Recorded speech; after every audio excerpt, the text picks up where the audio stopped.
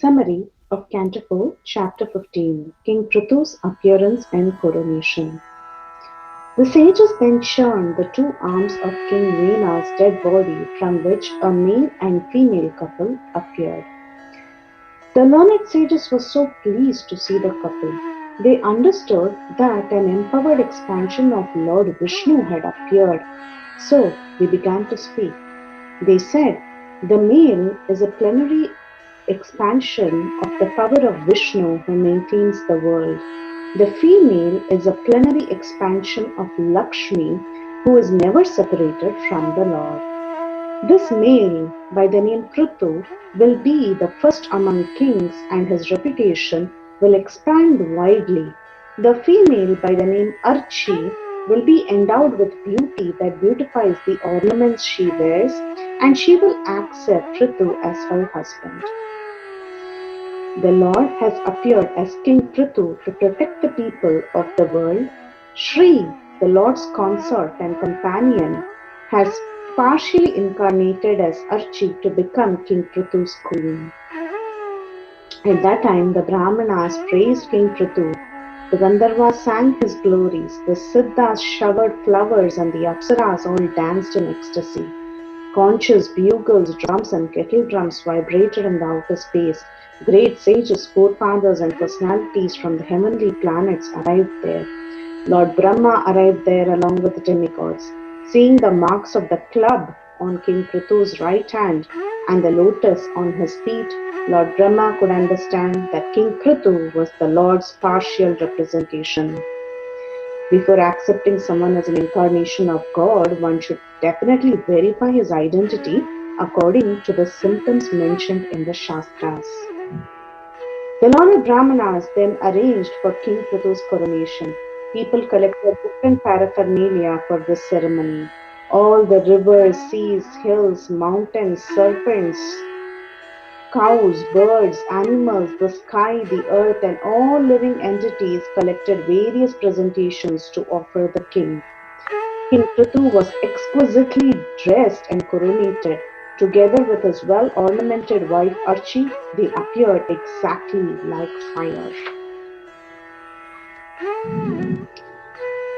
Various personalities came forward to offer gifts to King Prithu.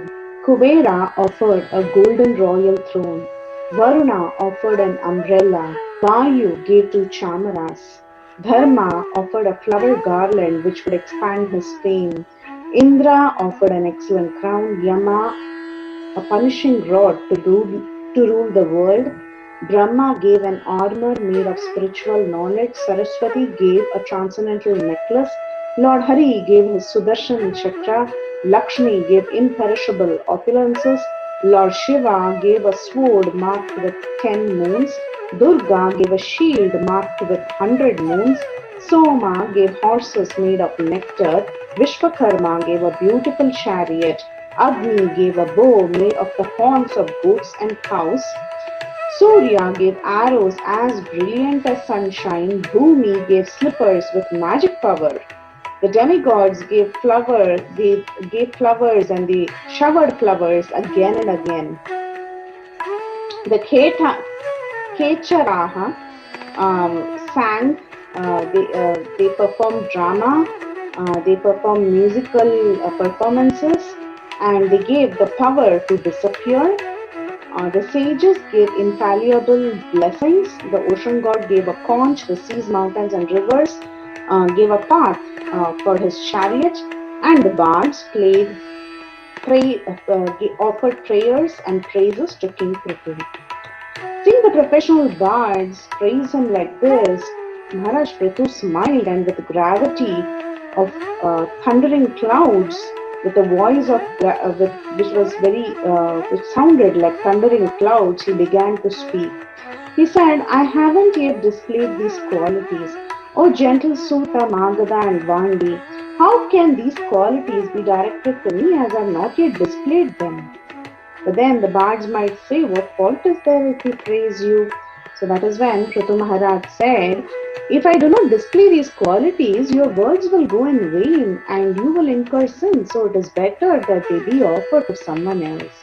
The bards may say that all these qualities will become manifest in the future.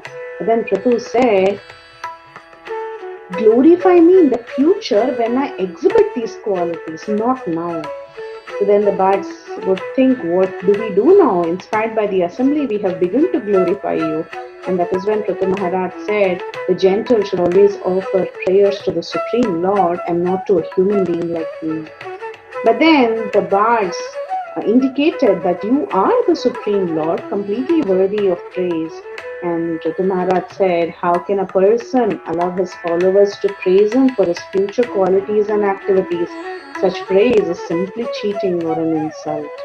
Saintly, modest, and magnanimous persons do not like to hear themselves praised. They consider it a criticism of their abilities.